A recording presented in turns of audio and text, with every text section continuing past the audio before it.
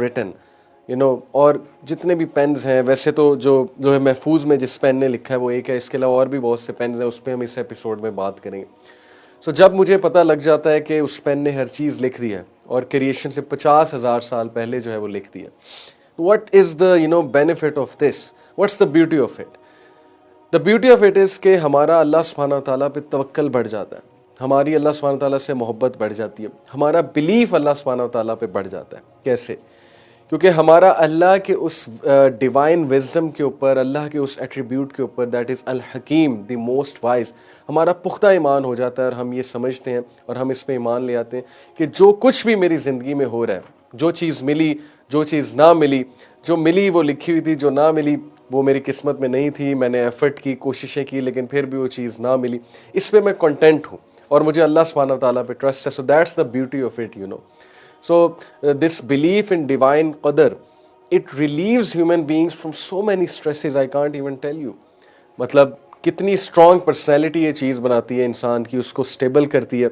आप वेस्ट में देख लें कि कितनी वीक पर्सनैलिटीज़ हैं, ऑल्दो वहाँ पे भी कोई स्ट्रॉन्ग लोग होंगे, बट मेजरली वीक पर्सनैलिटीज़ हैं कि जब भी कोई थोड़ा सा नुकसान होता है, स्पेशली कोई मॉनेटरी नुकसान होता है, कोई फाइनेंशियल, कोई और रिलेशनशिप का नुकसान होता है, तो people go into depression.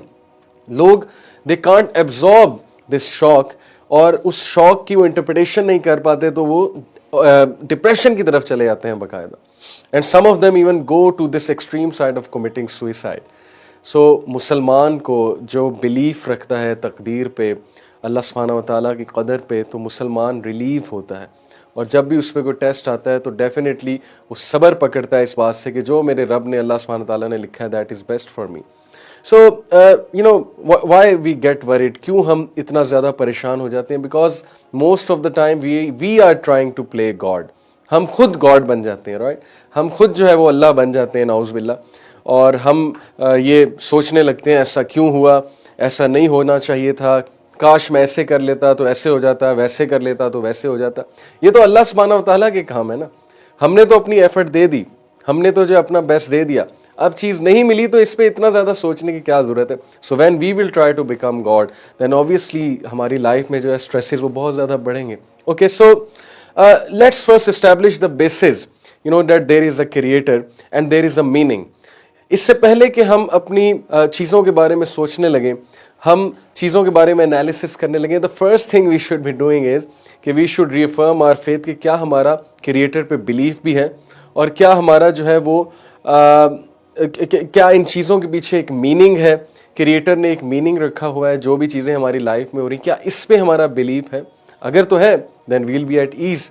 So at the end of the day, you don't decide but the creator decides. Okay, let the creator decide what's best for you. आप अल्लाह को सौंप दें अपना पूरा का पूरा। आप जो शख्स अल्लाह को अपना सारा का सारा आप सौंप देता है, फिर अल्लाह उसके तमाम मामलात को अपने हाथ में ले लेते हैं। कुरान की आयत है, राइट? सूरह लुकमान की आयत नंबर 22 है गालिबन। So ultimately the solution is that you have to submit. जब आप सबमिट कर देंगे, आप रिलैक्स हो जाएंगे, आप ठंड में पड़ जाएंगे। मसला ये कि हमने सबमिट ही नहीं किया, हम खुद खुदा बने बैठे और हम जो है वो अल्लाह ताला को चैलेंज कर देते हैं based on our limited knowledge. So we have to understand that it all starts with submission. Abdullah bin Abbas रहिमहुल्लाह का एक बड़ा ज़बरदस्त कोट है। उन्होंने इसीलिए कहा कि when we establish divine decree belief we establish तौहीद। जब हम डिवाइन डिक्री पे ईमान लेकर आते हैं, एक्चुअली हम तौहीद पे ईमान लेकर आ रहे हैं, क्योंकि तौहीद यही है ना कि अल्लाह के तमाम एट्रीब्यूट्स पे ईमान लेकर आना। तौहीद अस्मा व सिफ़ा, कि ये तो ठीक है हमने मान लिया अल्लाह एक है, लेकिन साथ में हम ये भी तो माने ना कि अल्लाह के जितने भी पाक नाम हैं, जितने भी औसाफ हैं, अल्लाह की सिफ़तें हैं, जितने भी एट्रीब्यूट्स हैं, उन पर भी तो ईमान लाना है ना। तो अल्लाह की एक सिफ़त अल हकीम है। इब्न अब्बास रज़ियल्लाहु अन्हु उन्होंने कहा कि it will establish our belief in तौहीद because it will establish our trust in Allah. Otherwise those people who reject qadar, who challenge qadar, they are actually doubting Allah's abilities. So in short, their tawheed is weak. It doesn't mean they have become kafir, but it simply means that their faith is weak. It needs to be renewed. इसीलिए ऐसे बंदे की जब भी आप counselling करें, जिसके हाथ से कुछ चला गया है, वो उस चीज़ को, उस सदमे को बर्दाश्त नहीं कर रहा, तो डायरेक्ट दैट पर्सन टू तकदीर, ओके उसको सुकून आएगा इंशाल्लाह। ये मेरा पर्सनल एक्सपीरियंस भी है कि उस बंदे को आप अंबिया की एग्जांपल्स दें, उनके साथ क्या क्या हुआ और फिर उन्होंने सब्र किया और उनका ईमान अल्लाह की तकदीर पे था, इट विल काम that person down. And definitely the believer is always content, you know, because believer जो है वो एक और विजन के साथ चल रहा होता है, उसका हार्ट पीस पे होता है कि जो मिला वो किस्मत में था, जो नहीं मिला वो किस्मत में नहीं था। एक सिंपल सा सेंटेंस जो हम अक्सर कहते हैं। And you know there is a beautiful हदीस, it is actually a part of हदीस। Ubaidah ibn सामित, this was a great sahabi, a very muttaqi sahabi, when he was on his death bed, जब वो अपने death bed पे थे और ज़ाहिर है कि वो बीमार थे या उनकी डेथ आने को थी और उनका बेटा उनके पास मौजूद था, और उन्होंने अपने बेटे को क्या ज़बरदस्त एडवाइस की, क्या ज़बरदस्त नसीहत की, जिससे आप सोचें कि उनके बेटे को लाइफ में जितने भी प्रॉब्लम्स आने वाले हैं उनके जाने के बाद, तो उनका बेटा हमेशा बाप की इस नसीहत को याद रखेगा और ये चीज़ उसे मुश्किलों से लड़ने की सकत देगी, ओके, इसको स्ट्रेंथ देगी।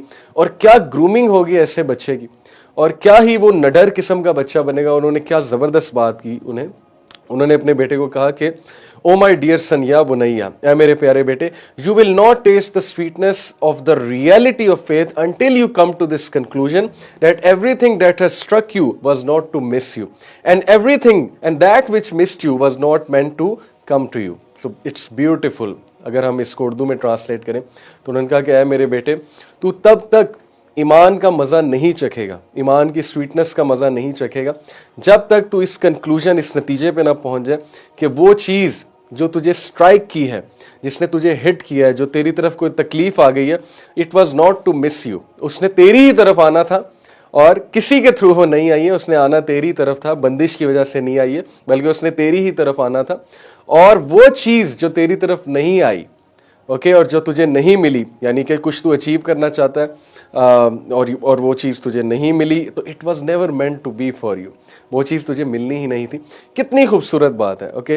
जैसे हज़रत उमर बिन अल-खत्ताब का भी एक कोट है ना कि my heart is at peace, मेरा दिल जो है वो पीस पे है, because of knowing that that which was to come to me can not miss me, same बात है, and that which is to miss me can not come to me, right. So एक और इसी तरह एक self का coat है, गालिबन एक सहाबी का कोट है कि अगर कोई चीज़ मेरे दो दांतों के भी दरमियान है और वो मुझे नहीं मिलनी तो नहीं मिलनी, और अगर कोई चीज़ दो पहाड़ों के अंदर है, यानी पहाड़ों के नीचे है, छुपी हुई है, मख्फी है, और अगर वो मुझे मिलनी है तो फिर मुझे मिलनी है, बिकॉज अल्लाह सुब्हानहू व तआला has written everything, you know, Allah सुब्हानहू व तआला is taking care of everything. तो फिर उबैदा इब्न सामित ने ये ज़बरदस्त हदीस कोट की अल्लाह के नबी सल्लल्लाहु अलैहि वसल्लम की। He said that know that the messenger of Allah सल्लल्लाहु अलैहि वसल्लम said that the first thing, that one of the first things that Allah created was the pen 50,000 years before he created everything. So how beautiful it is। वो अपने बच्चे को तरगीब दे रहे हैं कि इस पर ईमान रखो, इस कंक्लूजन पर पहुंच जाओ बेटा, तुम्हारी ज़िंदगी आसान हो जाएगी, okay. So imagine a world where we don't complain, और इंसान इतना साबिर हो जाए कि फ़रिश्ते भी उसे सलाम करें, फ़रिश्ते भी उसकी स्ट्रेंथ को देख के उससे इंस्पायर हों।